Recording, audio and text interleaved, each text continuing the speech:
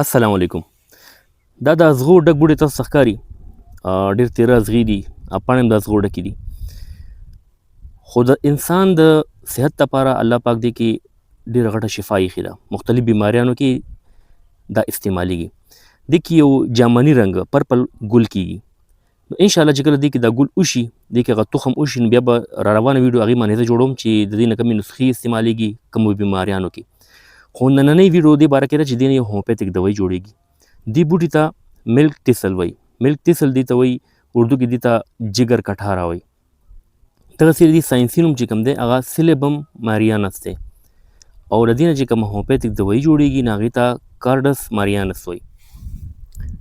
دې نه چې کوم هومیوپیتھک دوايي جوړیږي هغه د دې د ګل نه جوړیږي، د تخم نه، او بل د دې د پاڼو نه جوړیږي. نو د دې په دې پاڼو کې او د دې په دې ګل کې د هغې کوم تخم پکې کېږي، کوم سیډز کېږي، دې کې الله پاک داسې اجزا ایښي دي چې هغه په ځیګر کې ډېر ښکلی کار کوي. یعنې د کومو خلکو د جګر څه بیماري وي، خاص کر زیړې وي، یا یې تور زیړې وي یا زیړ زیړې وي، یا یې ځیګر خراب وي، نو دا زیړې ختموي او د جګر کارکردګي ښه کوي، هغه ایکټیو ساتي. بل د جګر نه د زهریله چې کوم مواد دي د هغې اخراج کوي، د هغې صفایي راولي. دغسې فیټي لیور په جګر باندې چربي راځي، نو هغه هم زیاتره بدپریزۍ سره راځي. څوک اکسرسایز نه کوي، غوړ زیړ خوراکونه کوي، نو هغې ته فیټي لیور مسله راځي. نو هغې کې هم دا چې کوم کارډس ماریانس دی، د دې نه چې کومه جوړه دوایي ده، نو هغه ډېر ښکلی رزلټ ورکوي. نو جګر په چربۍ کې، فیټي لیور کې د تاسو استعمال کولی شئ.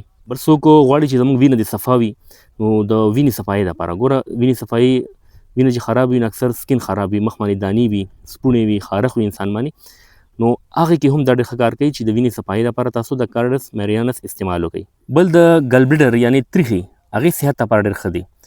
هغه صحیح کار نه کوي، یا د هغې په وجه ستاسو معده کې سوځېدل راځي، معدې جلن چې ورته وایي، معدې تکلیف وي د پیتې په وجه چې کوم تریخې دی، نو هغې مسلو کې دا د دې استعمال کولی شي د کارډس ماریانس.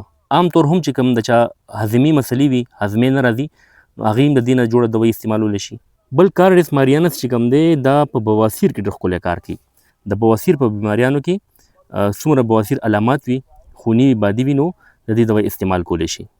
بل د دې نه جوړه دوایي چې کوم ده جسماني تکاوټ کې او جسماني کمزورۍ لپاره، طاقت لپاره هم د دې استعمال کیږي.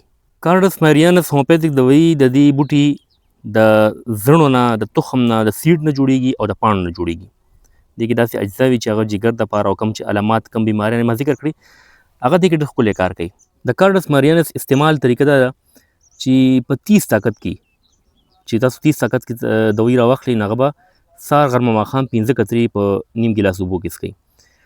په 200 طاقت کې تاسو دا څښئ، نو سهار ماښام 5 قطرې، او کوم مدریټنګ چې د دې څښئ، یعنې د چې کوم ارق دی، رس دی، نو هغه 10 قطرې سهار، غرمه، ماښام په یو غوټ اوبو کې تاسو اچوئ او څښلی شئ. نو ما څنګه تاسو ته ذکر وکړو چې په جګر کې د جګر صحت دپاره، زیړي دپاره، بواسیر دپاره، جسماني طاقت دپاره، معدې مسلو دپاره، نو په دې ټولو علاماتو کې د ګلبلیډر یا تریخي دپاره دې ټولو علاماتو کې دغه دوایي ډېر ښکلی بیسټ رزلټ ورکوي، او خامخا د دې استعمال وکړئ که دا مسلې تاسو ته وي.